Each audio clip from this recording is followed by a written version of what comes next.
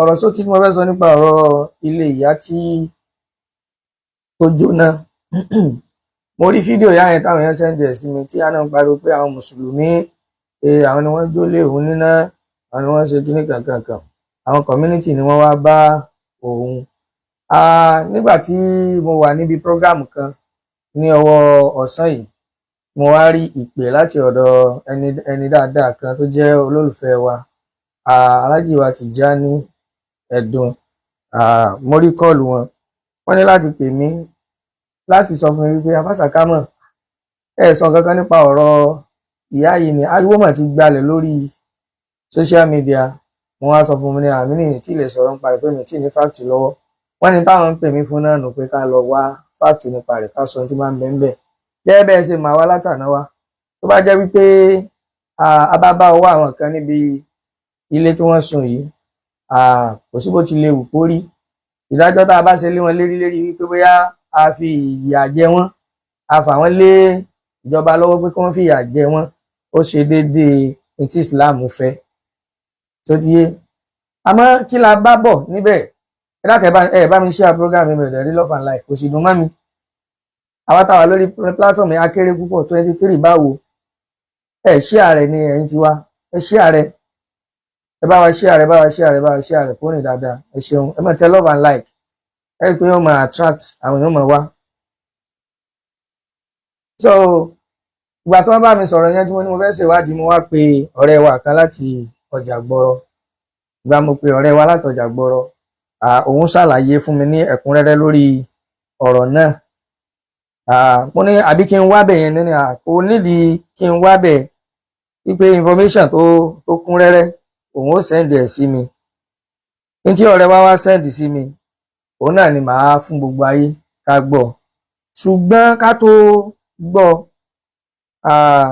mo fẹ́ kí gbogbo wa kájọ kọ́kọ́ wòye sí ọ̀rọ̀ yìí. Ǹjẹ́ ìlú Ìlọrin nìkan ni irú nǹkan báyìí ti máa ń ṣẹlẹ̀? Nítorí jẹ́ pé anything tó bá ti pertain to Ìlọrin, kí ni Ìlọrin ṣe fún yín gan-an? Kí ni tí Ìlọrin ṣe fún yín gan-an tó fi já sí pé ìgbà tó bá ti ṣẹlẹ̀ sí Ìlọrin báyìí ẹ sáré gbé lárugẹ, ẹ polongo rẹ̀ sáyé láti máa fi bà Ìlọrin lórúkọ jẹ́? Ẹ̀yin gẹ́gẹ́ fúnra ara yín ẹ̀ ní ṣèwádìí pé ǹjẹ́ ń tẹ́ni wí sódodo ni? Ẹ̀ ní ṣe bẹ́ẹ̀. Ẹ̀yin wo kéèsì Abrahaman, bí Abrahaman ṣe jẹ́ ọmọ Ìlọrin tó, àmọ̀mọ̀ dákẹ́ àwa mọ̀mọ̀ pariwo rẹ̀ síta fúnra ara wa ni. A sì make sure pé a sì ní débi tán ti ṣe ìdájọ́ òdodo fún un. Nísìn lẹ́yìn ìgbà tí ti Abrahaman ṣẹlẹ̀ nísìn, a ti rí nínú yín ẹ̀yin oníṣẹ̀ṣe tó já sí wípé ní ó pa ìyá àtọmọ tí ó taari lórí TikTok àti lórí Facebook. Ọkùnrin kan tó ń pè ní abẹ́rẹ́ kinní kan tó jẹ́ oníṣẹ̀ṣe, ṣe bí ó pààyàn. Wọ́n lẹ́yìn ò pariwo rẹ̀ báwa ṣe pariwo nígbà tiwa wípé kí àwọn ẹni bí lè jáde kó láàrin wa, kí ìlú lè mọ́. Ká fọni ṣe kí ni wọ́n pè fornigation kan ni, ká fumigate ìlú, ká gbàlú mọ́, ẹni tó bá ti ṣàbúrú ká hand over rẹ̀ lé ìjọba lọ́wọ́. Ǹjẹ́ yín pariwo ti yín bẹ́ẹ̀? Tẹ́lí pé ìwà ẹni tí ìwà olórí burúkú ni ìwà tẹ́ ń hù. Ṣé pé tí kìnnìkan bá ti ṣẹlẹ̀ báyìí sí Islam àbó ṣẹlẹ̀ ní Ìlọrin báyìí ẹ tàrí múra kankan tó bá ṣẹlẹ̀ sọ́dọ̀ yín àní gbọ́ anything? Èmi náà mọ̀ kí n sọ̀rọ̀ nígbà yẹn, òbí sọ̀rọ̀ ni o. Mọ̀mọ́ dákẹ́, àwa fi ń lé Ọlọ́run lọ́wọ́. Àmọ́ nípa ti tòní, kí la fẹ́ sọ ni pé ìfọ̀kànbalẹ̀ àgbà. Masha Allah. Àwọn àwọn ló fẹ́ mú ìfọ̀kànbalẹ̀ àgbà. Ẹ jẹ́ ká gbọ́. Tó ti yé, ẹ kàn má dì fèmù èèyàn, tẹ́ bá dì fèmù èèyàn pé kò sí kankan tí ó ṣẹlẹ̀ lágbára Ọlọ́run. Ìṣẹ̀lẹ̀ tí ó ṣẹlẹ̀ sí ìyá tó jẹ́ ìyá Gbọ́mọlà ni wọ́n ń pè ìyá náà ni. Ó sáà bìlọ́ǹgì sínú ìṣẹ̀ṣe. Ìyá náà pariwo, ó pé gbàjarè sí ọmọ Nàìjíríà lórí péèjì wọn wípé àwọn mùsùlùmí ti súnlé òun náà o, àwọn àfáà ti súnlé òun náà o. Ǹjẹ́ ìyá yìí ní evidence lọ́wọ́ lérí nǹkan tí ń sọ yìí wípé àwọn àfáà ni? tó bá ní evidence kó proof ẹ̀ kó gbé jáde ká fi mọ àwọn tán bá ṣiṣẹ́ yìí. Àwa gan fúnra ara wa a ní wò wọ́n níran, àwa gan ó tún fìyà jẹ wọ́n wípé why tẹ́ẹ̀tẹ̀lé ọ̀rọ̀ Al-Qur'an tó ní la ikraha fid-din, don't force anybody, there's no compulsion in Islam. O ní láti force ẹnì kankan wọ ní Islam, Al-Qur'an ló sọ bẹ́ẹ̀. Bọ̀ ǹjẹ́ ìyá yìí ṣé òdodo nìyá yìí ń sọ? Tí ìyá yìí bá ń sọ òdodo kí wọ́n mú ẹ̀rí wọn wá, táàfì mọ̀ bóyá àwọn àfáà lọrin ni, táàfì mọ̀ bóyá àwọn mùsùlùmí ni wọ́n súnlé wọn. Ṣùgbọ́n nínú ìwádìí tí a ṣe, ẹnìyẹn ní àkó nídìí kí n jẹ́ kóun sẹ́ndì fídíò chairman community sí mi tí ní interview tí chairman ṣe pẹ̀lú àwọn kan. Ẹ jẹ́ ká gbọ́ interview ọ̀hún, ká gbọ́rọ̀ lẹ́nu chairman community ọjà gbọ́rọ̀. Bismillah. Ẹ jẹ́ ká jọ gbọ́. Ẹni pé ní àlàáfíà àti kìrìsìtẹ́nì àtọ̀lẹ́sẹ̀ṣe àti mùsùlùmí àgbọ́ ìjà rí láàrin pé kí bàbá sọ pé lọ́dà ẹ lọ bẹ́lẹ̀ yìí kìrìsìtẹ́nì ní ṣe mùsùlùmí ní ṣe nǹkan ìkú náà bàbá gbà láyè kó ṣe ẹ̀sìn rẹ̀ nínú ìlú yìí. So òun náà wá ní a fi ní kí ẹ bá a ṣàlàyé bó bá ti jẹ́ fún gbogbo ayé tí wọ́n wò wá báyìí. Ẹ dákun. Ọ̀rọ̀ tẹ́ ẹ fẹ́ gbọ́ yìí, òun náà ní ọ̀rọ̀ chairman community ọjà gbọ́rọ̀ léyìí tí ìsàlẹ̀ kókó wà ní ọ́ndà rẹ̀. Ẹ jẹ́ ká jọ gbọ́. Ọlọ́run ní kí ẹ ṣe ṣẹ́sì ẹni tí wájú yìí orúkọ mi ni Umar lábẹ́ ìlú tí mo jẹ́ chairman ọjà gbọ́rọ̀ YouTube development association tí ní olóyàwó ọ̀dọ́ ọjà gbọ́rọ̀ tí ìsàlẹ̀ kókó yìí jẹ́ ẹ̀ka kan lára rẹ̀. Gẹ́gẹ́ bí chairman pé àwọn mùsùlùmí ló jọ ilé ìyá àgbè ìlú náà kí lẹ lè rí sọ sí.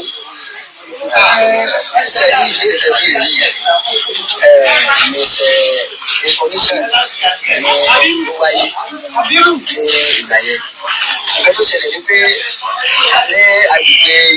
agbègbè tí a ìkọ́lé sí agbègbè Ìjàgbọ̀rọ̀ jẹ́nẹ́rálì àwa ẹlẹ́sìn tá wà ń bẹ̀ àgbẹ̀ oríṣiríṣi tí kálukú sì sí ẹ̀sìn tiẹ̀ ní ọ̀pọ̀lọpọ̀ àìmọye ọjọ́. Ẹlẹ́sìn kò tí lọ́wọ́, ẹlẹ́sìn kò sì tí kò lọ́wọ́. Ẹ jọ̀ọ́ torí Ọlọ́run gbẹ̀yìn tí ẹ ń wò wá, ẹ dákun ẹ máa bá mi tẹ love and like. Mo dẹ̀ kẹ́ bá mi share program yìí dáadáa. Program yìí jẹ́ program kan tí gbogbo mùsùlùmí gbọdọ̀ ní interest lé lórí, tó jẹ́ láti share rẹ̀ sí gbogbo àwọn èèyàn tó ti gbọ́ information tìyá náà. So láti lè fi ṣe àfọ̀mọ́ wípé àwọn àfáà Ìlọrin ò ṣe bẹ́ẹ̀ o, àwọn mùsùlùmí Ìlọrin ò délé ìyá yìí o, tó ti yé báwọn. Ẹ máa bá a fà àbọ̀ tó ń ṣe ní pé ìṣẹ̀lẹ̀ náà bí ti ṣẹlẹ̀ yìí ní ẹnu gọ́mẹ̀tà yìí bàtà ìbọn sì ṣẹlẹ̀ yẹn ó sì wá ní kàyéfì. Àkọ́kọ́ náà wọ́n bá ìyá yìí àkọ́kọ́ bá kẹ́gùn nítorí kí àwọn tí ó lò àdúgbò ẹni pé ẹni lójú Ọlọ́run ní kó bẹ́ẹ̀ ní lọ.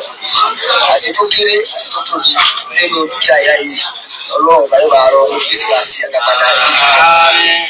Chairman community ń jẹ́ kó yé wa wípé àwọn gangan fúnra àwọn báwọn ìyá yìí kẹ́dùn lórí ìṣẹ̀lẹ̀ tó ṣẹlẹ̀ sí ìyá yìí. Ìbánikẹ́dùn yẹn gbólóhùn ìbánikẹ́dùn yẹn òun ni chairman community ń sọ lọ́wọ́. Ẹ já máa lọ. Ọmọ ilé tí nǹkan bá ṣẹlẹ̀ báyìí tó bàjẹ́ ilé ọba tó gbó mẹ́ta wà lókun sí pẹ̀lú ògùn Ọlọ́run àlékún tó gbé ìrọ̀lọ́ wá sí fún ìyá yìí pẹ̀lú ògùn Ọlọ́run. Tó ń bá ṣẹlẹ̀ ní ìṣẹ̀lẹ̀ yìí ṣẹlẹ̀ ní alẹ́ ẹjọ́ náà. Àkàtà yẹn débi pé òkèté ló wà nísàlẹ̀ ilé ìwà òkèté ló wọlé. Àti alábàárà wọlé wọn paná wọn jáde padà. Ẹgbẹ́ bí olóyè ọ̀dọ́ tèmi jẹ́ máa lọ síwájú ìgbà mo nílé tẹ̀ fújú ìgbà tí ìbílẹ̀ nípa pé àwọn èèyàn péjọ sí kálukú gbogbo lọ́tọ̀ tí wọ́n gbogbo ní òsì. Ó ti pé alábàárà náà dé ìjọba àpálẹ̀ yìí. Àwọn bẹ̀rẹ̀ sí ní síwájú sílẹ̀ ọdún kò sí náà. Nínú ìwádìí tí àwọn ṣe, àwọn kan ní láti ìgbàgbé aago méjì àbágo mẹ́fà ilé ti ń jó. Àmọ́ ìgbà tí àwọn padà sí àkíyèsí pé ilé ti ń jó, ó di ẹgbẹ̀rún agbẹ́jọ sọ̀rọ̀ yìí tí wọ́n dín òrìṣà ìlọ́wọ́. Wọ́n wí ká wá ṣẹlẹ̀ ní ìyá ilé wọn fi lẹ́kọ̀ọ́ òun wọn fi lé ọkọ̀ lé òun. Kó lórí àwọn ẹ̀yà tí ń gbé bẹ́ẹ̀ àpò ara rẹ̀. So pọ́sibú kí wọ́n ṣẹlẹ̀ àpò pọ́sibú kó ṣẹlẹ̀. Kí ni ìdí sọ̀rọ̀ pọ́sibú ni pé ìyá yìí fi gbé bíbá yìí nísìnyí. ó ti lé ní close to 20 years tó ti wà mẹ́ tí ń ṣe ẹ̀sìn rẹ̀ títí àṣẹ̀ṣẹ̀ ti wà. Tí ẹ bá wo ibi tí ìyá yìí kọ́lé sí ilé ìyá yìí ni tí ẹ bá wo kankan tí wọ́n lọ́wọ́ sí mọ́sálásí wà mẹ́. Over 20 years ìyá yìí ti wá wà mẹ́ ní ṣe tiẹ̀ ó sì ti ìyá lọ. Ẹ bá wo ilé ọ̀tún ẹ bá wo ilé òsì. ìyá yẹn chairman community ni pé ó ti wà ń bẹ̀ for over 20 years tí ìyá yẹn ti wà níbi tó wà yẹn. Wọn ò jó ilé rẹ̀ ní the first year tó débẹ̀, wọn ò jó lọ́dún kejì, wọn ò jó lọ́dún karùn-ún, wọn ò jó ní 15 years. Nígbà tó wá lé 20 years ni àwọn mùsùlùmí ó ṣẹ̀ṣẹ̀ wá jó ilé rẹ̀. Gbogbo àwọn tó wà mẹ́ mùsùlùmí àti kírísítẹ̀ ló wà mẹ́. Ẹ̀sìn kò dìkan lọ́wọ́ ní àdúgbò Ìjàgbọ́rọ̀ ní ìsàlẹ̀ òkú yìí. The one of the oldest church ní Ìlọrin àwọn bá ṣe ti ń bí UMCH àgbègbè Ìjàgbọ́rọ̀ yìí náà lọ́wọ́ gbára situated. One of the oldest church in Kwara State ó wà ní àdúgbò táwọn wí UMCA church UMCA ó wà ládùúgbò yẹn o. Kò sí wàhálà láàrin mùsùlùmí àti church náà rí látijọ́ tí church náà ti wà ń bẹ̀. Ẹ máa bá wa ká lọ ní tí chairman ń sọ nìyẹn. Tí wọ́n kọ́ sí wọ́n sì wà ń bẹ̀ òun bẹ lókè mi ọ̀ wọ́n wà ń bẹ̀ wọ́n sì ti wọn tí kankan sì jẹ́ ní kankan lọ́wọ́. Bí mo ṣe bú ìjọba wa pọ̀ tó mi ní ọkùnrin tẹ́jú yìí kí lórúkọ yín. Orúkọ tèmi ni Sunday Adéyẹmí. Ó lè ti jẹ́ ní àìwé. Ọ̀kan lára àwọn tí wọ́n jẹ́ ẹlẹ́sìn míì ládùúgbò tí à ń sọ yìí òun ni wọ́n fẹ́ béèrè ọ̀rọ̀ lọ́wọ́ rẹ̀ yìí. Ẹgbọ́n tí ẹni náà sọ. Tí kankan sì jẹ́ ní kankan lọ́wọ́. Bí mo ṣe bú ìjọba wa pọ̀ tó mi ní ọkùnrin tẹ́jú yìí kí lórúkọ yín. Orúkọ tèmi ni Sunday Adéyẹmí. Ó lè ti jẹ́ ní àìwé Ìjàgbọ́rọ̀. Wọ́n jẹ́ ọmọ agbègbè Ìjàgbọ́rọ̀. Ẹ̀sìn wo lẹ́ ń sìn? Christian. Ǹjẹ́ ìjọ tí a jọ wà ní àdúgbò yìí ǹjẹ́ alẹ́ ara rí? Ìṣẹ̀lẹ̀ rí. Mítìnì tá à ń ṣe ìpàdé ọjọ́ ọ̀sẹ̀ bọ́ọ̀lù àti lọ́sẹ̀. À ń ṣe ní community tó ṣe pé tí ò bẹ́ẹ̀ ni pé bẹ́ẹ̀ ẹ̀sìn kan àbí kì í ṣẹ̀sìn kan àbí mùsùlùmí kan gbogbo ńlá àjọ ṣe papọ̀. Tí ìwọ̀n sì ní àǹfààní tó bá tọ́ sí àwọn tí wọ́n jẹ́ mùsùlùmí tí ọ̀tún sẹ́yìn náà. Mo ṣe àdédúró yẹn rí pé inú aṣọ ṣẹ́ mo wà. Community gangan mo bá ṣe lọ́wọ́lọ́wọ́ báyìí. Wọ́n sì wọ́n pé Christian ni mí. Ibẹ̀ gan ti ni mo ti wá bíbí pé bàtà parí mẹ́tìn nígbà àjọ wá bíbí àjọ wá wo tí yóò ṣẹlẹ̀ níbẹ̀. Ṣé a fi àyè gba ọ̀pọ̀lọpọ̀ ẹ̀sìn láyé gẹ́gẹ́ bí òfin ìlú ẹ̀ sọ wípé ẹ̀sìn tí ó bá wọn kálukú ní kí kálukú ṣe tí kàn sí ní dí ìtumọ̀ wà lọ́wọ́. Tó bá wíyé tó ń lọ pé wọ́n ìdúlé yá yìí ni wọ́n ìdúlé yá yìí ni kò sí tó lọ bẹ́ẹ̀. Ilé tó ti dúró àdúgbò yìí ó ti lé ní méjì ó ti lé mẹ́ta tó jójú tí ayé ìgbà tó ṣẹlẹ̀ ìgbà yìí gan lọ. Chairman community jẹ́ kó yé wa wípé àwọn ilé ti jó ládùúgbò yẹn náà rí tó tó bí 2 sí 3 before kí ti ìyá yìí tó jó. Àwọn yẹn wọn èyí sì ṣe ẹlẹ́sìn míì. Ṣé àwọn yẹn náà tó jẹ́ pé mùsùlùmí nílé wọn tó jó ṣé a sọ wípé tá lè sọ wípé àwọn kìrìsìtẹ́nì àbí oníṣẹ̀ṣe ló jó táwọn mùsùlùmí ti ń bẹ ń bẹ?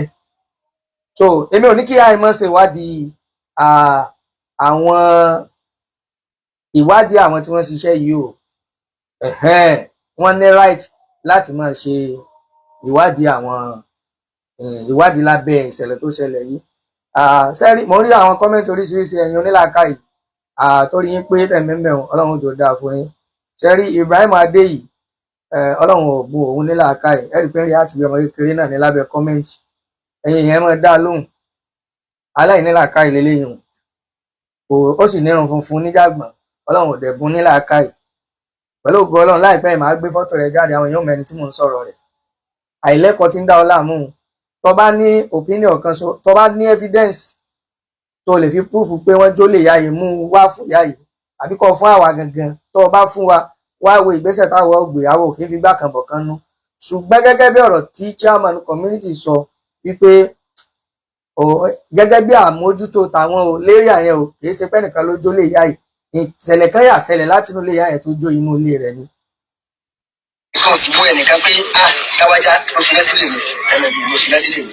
So ìyá yìí táwọn wíyá kẹ́sì ń bá yín sọ̀rọ̀ yìí lábàbọ̀ bá di oṣù kan sí sìn àwọn ọmọléèwé wa ẹ̀mọ̀ àwọn ọmọléèwé tí wọ́n máa sáàkì tí wọ́n ti jáde àgbo ìjọba tètè wọlé. Gẹ́gẹ́ bí àti tí community náà sí bí tá a ṣe ń káàkiri adéwájú ilé ìyá ìtẹ́bi fi ń gbé ìbáyà yìí sọ̀rọ̀. Ìyá ẹ̀ dákun àwọn ọmọléèwé wa wọ́n máa ń hàn gàrà sí. Nínú àjọṣepọ̀ ìyá yìí pẹ̀lú àwọn community chairman community a máa lọ sí ọ̀dọ̀ ìyá yìí láti lọ fún ní ìfọwọ́sowọ́pọ̀ pẹ̀lú ìyá ìpẹ́ ẹjọ́ wọn láwọn ọmọ iléèwé wọ́n máa hang out síwájú ilé yín bíbá yìí tẹ́ ẹ bá ti rí wọn ẹ kàn sí wa ẹ dákun ẹ jẹ́ ká mọ̀ so ká lè máa mú àwọn irú àwọn ọmọ bẹ́ẹ̀. Ẹ máa gbọ́rọ̀ náà lọ. Ẹ bá bá ti rí wọn bá wà lé wọn wọ́n sì pledge pé Ọlọ́run máa fún yín sí àwọn sì láìkì ìgbésẹ̀ tá a gbé tẹ bá táwọn náà bá ti rí àwọn ọmọdé mi àwọn ọmọ ilé sí wa wọ́n sì ṣàdúrà ọ̀rọ̀ tó sọ ti fi oṣù kan lọ kí n jẹ́ sí pé kò sí jà kò sí kan ọ pé wọ́n wá kí ló bọ́lé ìyá yìí kò sí nǹkan tó jọ bẹ́ẹ̀ o tí ilé bá jó ìkankan náà lè máa ń bí iná tí máa fi jó ọ̀rẹ́ tó bá bí tí ilé yìí fi jó alàmọ́lọ́wọ́ ba nìkan náà ni ó mọ̀ so kí wọ́n jó ilé ìyá àbí wọ́n jó ilé ìyá sí kankan tí ó jọ bẹ́ẹ̀ ọ nínú àdúgbò yìí gẹ́gẹ́ bí inú ìwádìí tí àwa náà ṣe kí ló wá lè fà á ìṣẹ̀lẹ̀ yẹn sàwọn síwájú náà ni pé. ẹ rí gẹ́gẹ́ bí ìṣẹ̀lẹ̀ tó ṣẹlẹ̀ yìí ẹni tó bá jẹ́ olóríire o tó sì jẹ́ ẹlẹ́ran ara kò gbọ́dọ̀ ní ìdùnnú lórí wípé wọ́n sun dúkìá èèyàn kan inú rẹ̀ gbọ́dọ̀ dùn at the same time oníkálùkù náà tún gbọ́dọ̀ sọ ọmọlúwàbí rẹ̀ bí wọ́n ṣe jó dúkìá àyà yìí bó ṣe jẹ́ pé tí ò dáa ni wọ́n ṣe fún un àwọn tí àyè náà àlẹ́jù páwọn ni wọ́n jó lé wọn àwọn náà gbọ́dọ̀ sọ ìjọmọlúwàbí ara wọn léyìí tí àwa ń bẹ nínú àfà àbí nínú ọlọ́mọ kéwú nílọrin tó já sí pé tó máa ń sọ wípé ní àwọn àfà ni wọ́n jó lé rẹ̀ èrò ẹlòmíì láti ìlú míì ní wípé àwa náà ni wọ́n ń pè láfà nínú ìlú yẹn pé àwọn irú wa inú wọn á rò wípé bóyá lọ ṣiṣẹ́ wọn ó ṣe jẹ́ pé tí wọ́n ṣe fún ìyá yìí ò dáa tó bẹ́ẹ̀ náà ni kí ìyá náà tún wá sọ wípé irú wa yìí àbá àwọn tí wọ́n jẹ́ bí irú wa báyìí lérí àyẹn ni wọ́n ṣiṣẹ́ wọn àwọn náà gbọ́dọ̀ sọ ọmọlúwàbí wọn làwa fi dúró nídùú wípé tíyá yìí bá ní evidence tó lè fi proof wípé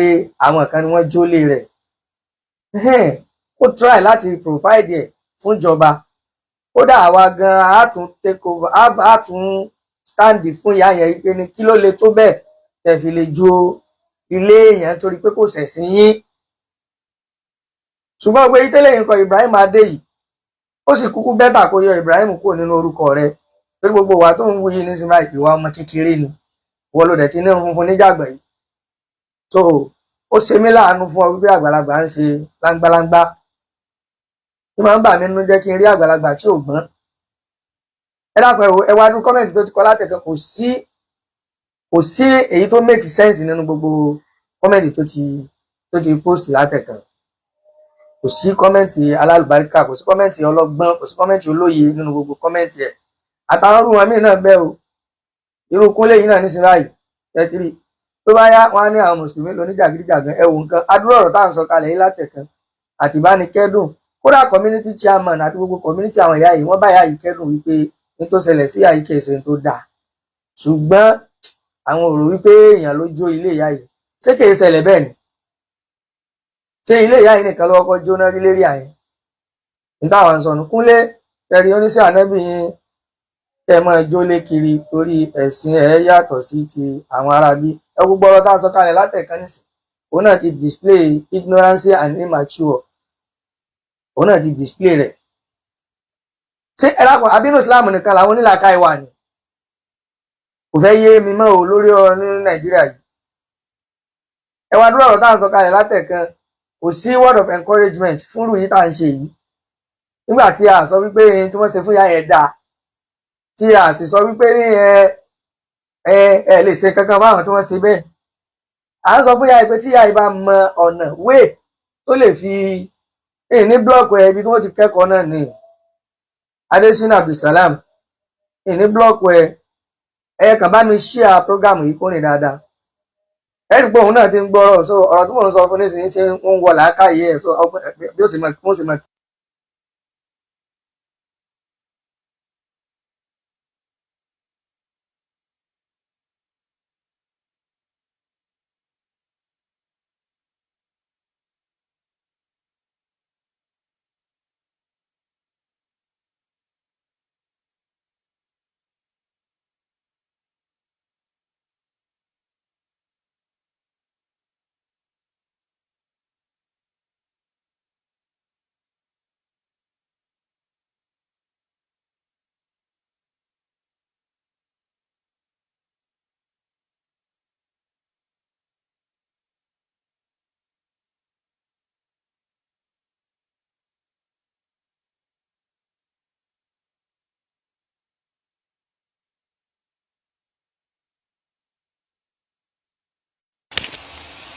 sorry jàre wọ́n ní máìkì yẹn ò sọ̀rọ̀ mọ́ ṣé ẹ ti ń gbọ́ mi báyìí ara níta máa fi ń sọ wípé kẹ́ ẹ bá wa comment kẹ́ ẹ bá wa comment kẹ́ ẹ bá wa comment nǹkan tá a máa fi ń pariwo comment nìyẹn nǹkan tá a máa fi ń pariwo pé kẹ́ ẹ máa comment nìyẹn tá a bá ti ń rí àwọn comment yín òun ló jẹ́ ká mọ̀ wípé program yẹn ń lọ nírọ̀wọ́rọsẹ̀ ó ń lọ bó ṣe tọ́ àti bó ṣe yẹ.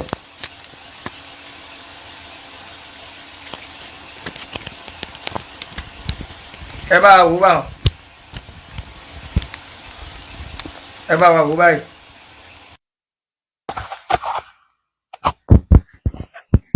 lọ báyìí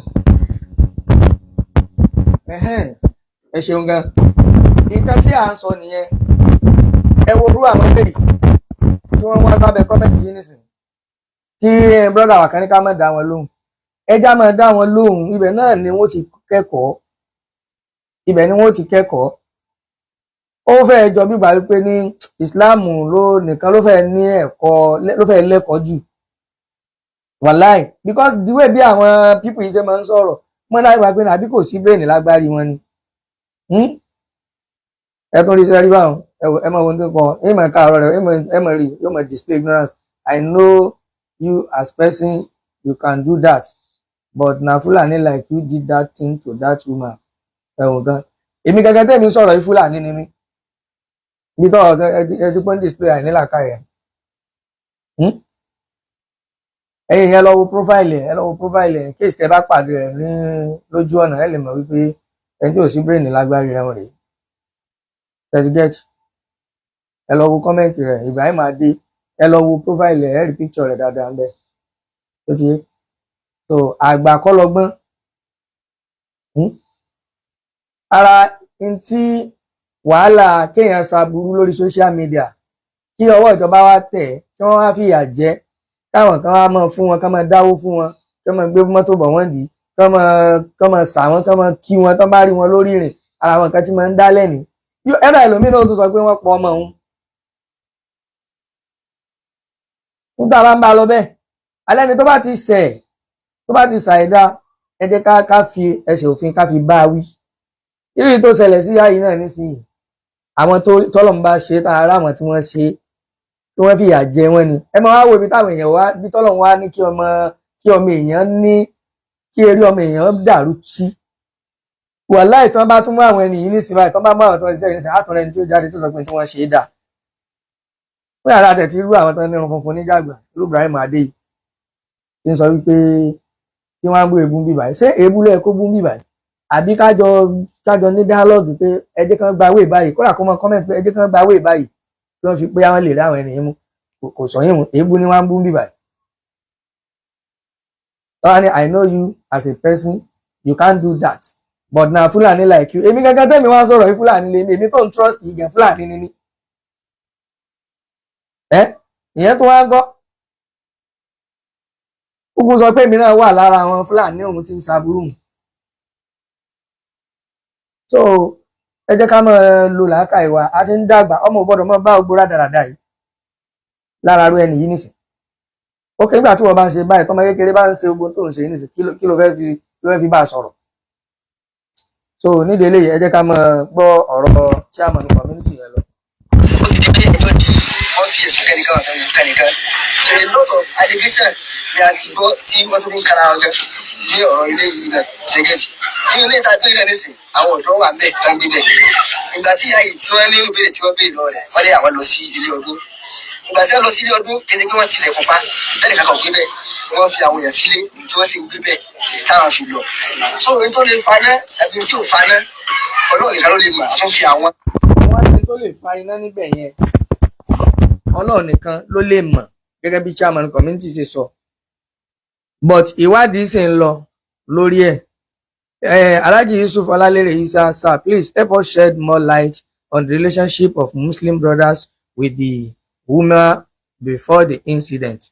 Okay, nígbà tí wọ́n béèrè lọ chairman community nísìnyí chairman community sọ pé kò sí issue kankan láàrin àwọn àtìyá yẹn wípé kódà tí àwọn bá ń patrol káàkiri ní community yẹn táwọn rí pé àwọn ọmọ school hang around káàkiri wọ́n ní wọ́n máa ń dúró níwájú ilé ìyá yìí náà làwọn tún lọ lè máa ń bá wípé ẹ dákun ìyá ẹ bá ra àwọn ọmọ wa tí wọ́n ń gàràǹdì káàkiri bíbá ẹ jẹ́ ká gbọ́ òṣò ká lè kó wọn ká lọ lè fà wọ́n lé school management wọn lọ́wọ́ tí ń já sí wípé wọ́n ní relationship tó dáa pẹ̀lú ìyá yìí ókè kíní kan lèmi kàn wá fẹ́ sọ òun àyè tó jẹ́ pé nígbà tí ìyá yìí sọ pé wọ́n ti ń tírẹ́tì òun tẹ́lẹ̀ kí ló dé tí ò jáde kó pariwo síta pé tọ̀ wọ́n ń tírẹ́tì òun o wọ́n ń tírẹ́tì òun o tọ̀ tó bá yẹ pé wọ́n ń tírẹ́tì rẹ̀ tó sì tó rìkọ́ọ̀dù fídíò kalẹ̀ abó lọ rìpọ́ọ̀tù fáwọn ọlọ́pàá pé wọ́n ń tírẹ́tì òun o ṣé ẹ mọ̀ wípé tírú eléyìí bá ṣẹlẹ̀ kò ní nídìí àrùlẹ̀ ń ṣe wàhálà káàkiri àwọn tó lọ rìpọ́ọ̀tù pé wọ́n tírẹ́tì òun yẹn àwọn ni wọ́n kàn lọ lè kó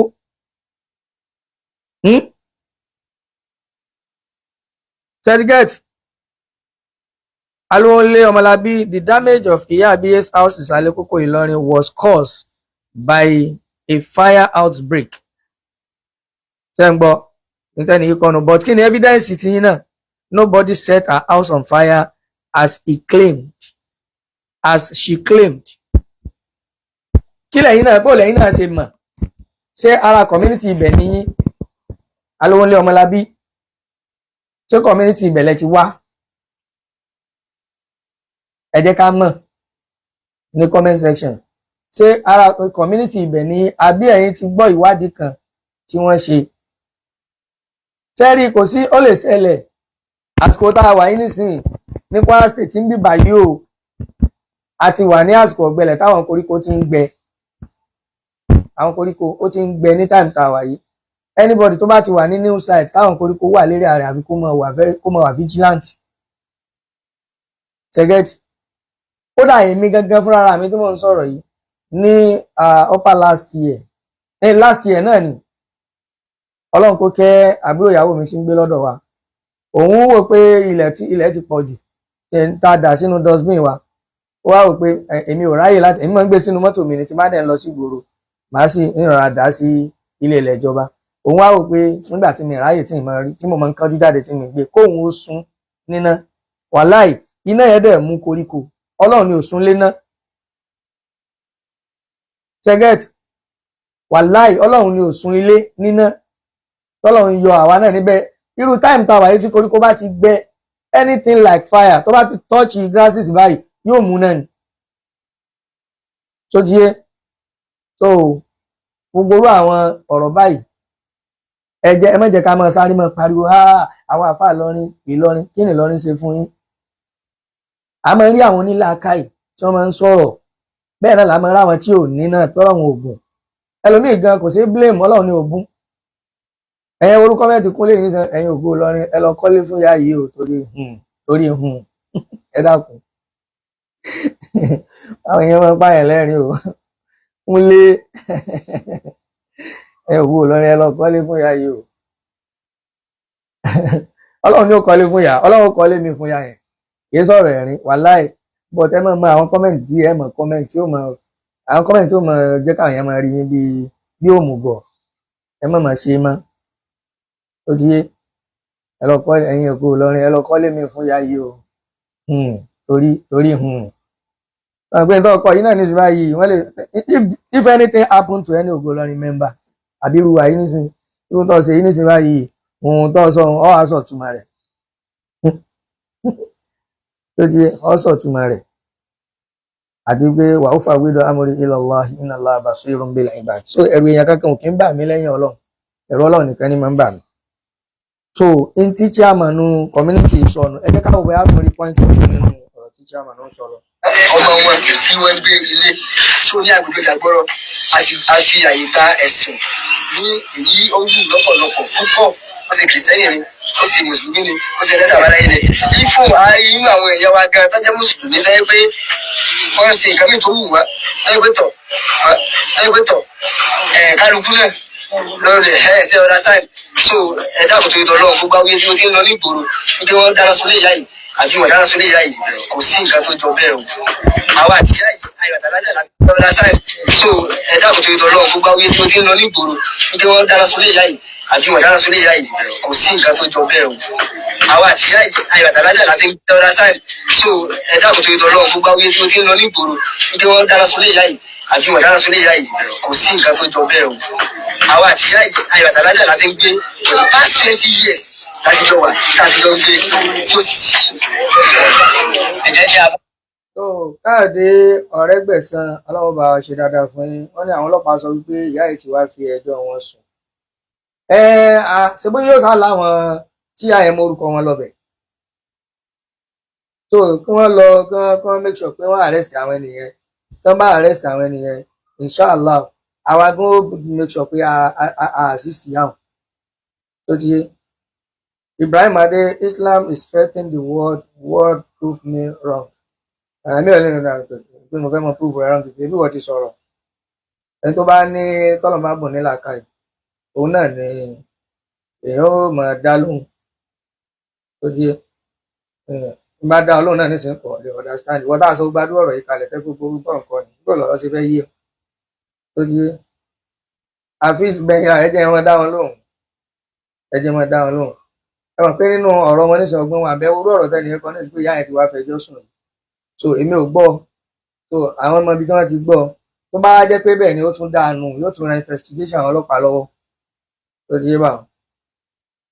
Kamarudeen Alimi àwọn ọ̀tá ẹ̀sìn ìpìlẹ̀ èètì Ìlọrin ṣùgbọ́n Ọlọ́run kò ní gbà fún wọn. Ẹ̀kú ètò Masha Allah. Bó ṣe rí náà nù. Wọ́n bá ti gbọ́ Ìlọrin gángan ni problem ẹlòmíì. Ìlọrin ẹ wo Ibrahim Ade yìí nìsín. Ara àwọn kan ló pààyàn jò ní o nínú àwọn ṣẹ̀ṣẹ̀. Abẹ́rẹ́ Ẹ̀fà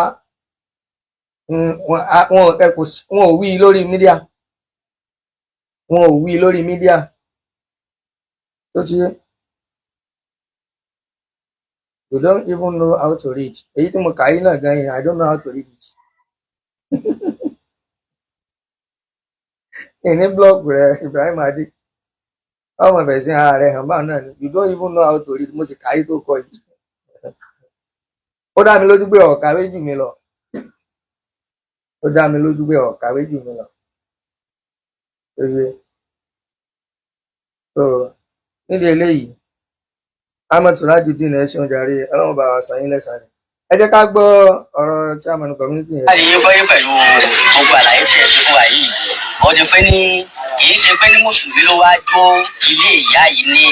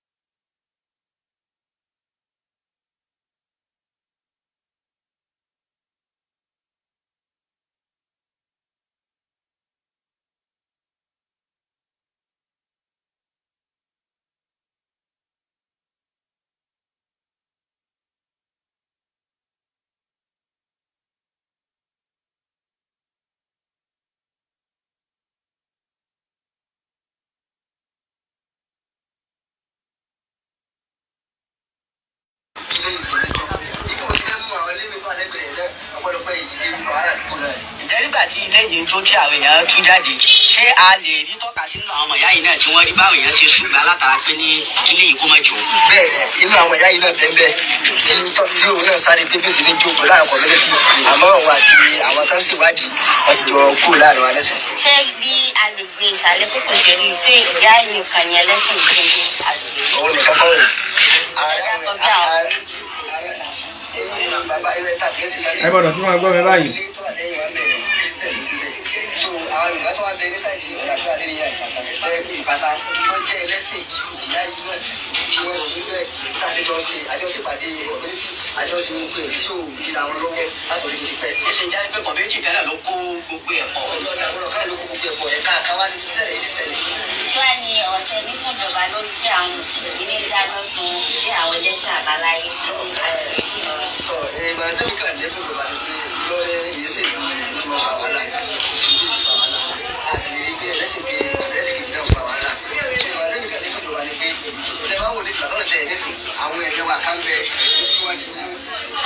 wọ́n sì wú yìí kì í ṣe pé bóyá àfa ọ̀rọ̀ àfa àwọn tí wọ́n jẹ́ community leader nínú street tower yìí ọ̀pọ̀lọpọ̀ wọn ni wọ́n ti mú sáàkì máyé kì í ṣe pé àfa àná àfa ni wọ́n ní wọ́n gé ilé wọ́n kàn fẹ̀sùn kan community leader ní pé wáyé ilé ti jó kì í ṣe pé wọ́n ní àwọn náà ni wọ́n jó ilé gẹ́gẹ́. ẹ ti gbọ́ báwọn so wọ́n ní wọ́n ti arrest àwọn leader kan ní community yẹn wọ́n ti arrest wọn tí wọ́n dẹ̀ wà lọ́dọ̀ àwọn ọlọ́pàá tí investigation sì ń lọ ní ọwọ́ kí ló ṣẹlẹ̀.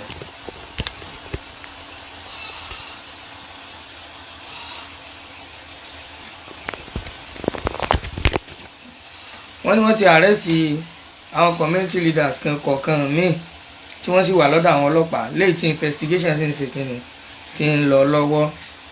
ẹ jẹ́ kí á dá ètò náà dúró báyìí náà fún tòní pẹ̀lú ògo Ọlọ́run inshallah al-karim tí a bá tún rí any other informations a tún wá gbọ́rọ̀ sí mọ́ná báyìí sójú yé báwọn abájọ Ibrahim Adé ara àwọn tí wọ́n yé tì lọrin ni ó ti yé mi ọ̀rọ̀ rí ò lè dùn mí mọ́ so tẹ́tìrí báwọn ẹ̀yin Ìlọrin lẹ́ ń gbàbọ̀dẹ̀ fún ìgbómìnà coming election we going to change everything ọ̀rọ̀ òṣèlú lélẹ̀ Ọlọ́run ògùn eléyìí láàká ẹ̀ gbogbo èèyàn lọ́wọ́ profile rẹ̀ so tẹ́ bá ń pàdé rẹ̀ lọ́nà ẹ̀ lè mọ̀ pé òpònú lélẹ́yìí ẹ lọ wo profile rẹ̀ so ti Ibrahim Adé ẹ lọ wo profile ẹ̀ ní kí block ẹ̀ nísìn ní kí block ẹ̀ ó di after mo fẹ́ kí kálukú lọ wo profile rẹ̀ dáadáa inshallah al-karim ẹ lè mọ̀ wípé òmùgọ̀ rèé o tẹ́ bá ti pàdé rẹ̀ ní ojú ọ̀nà so ọ̀rọ̀ lọ́rin àti ìgbónà ni òun wá jà sí níbí báyìí àdéhùn aláwọ̀ gbónà tó yẹ pé Ọlọ́run ṣe wọ́n lónílà ká ìtọ́rọ̀ tó wọ́n understand lọ́rin lọ ìjà alára lélẹ̀ wá jà ẹdígẹ́tì ìjà alára lòun wá jà àwa láwọn gbónà lọ́rẹ̀ dáadáa tájọ́ ń ṣe ṣùgbọ́n àwọn eléyìí àwọn tí wọ́n ti brainwash wọn ni so nídìí eléyìí ẹ jẹ́ ká fi àdàgbé ètò rọ̀ ẹ lọ́wọ́ Ibrahim Adé òun dáadáa lọ́wọ́ profile ẹ̀ sótẹ́ ẹ bá pàdé rẹ̀ lọ́nà ẹ lè mọ̀ wípé òmùgọ̀rí o so nídìí eléyìí àmọ̀dágbére fúnra fún tásìkò yẹn náà pé assalamu alaikum wa rahmatullahi wa barakatuh.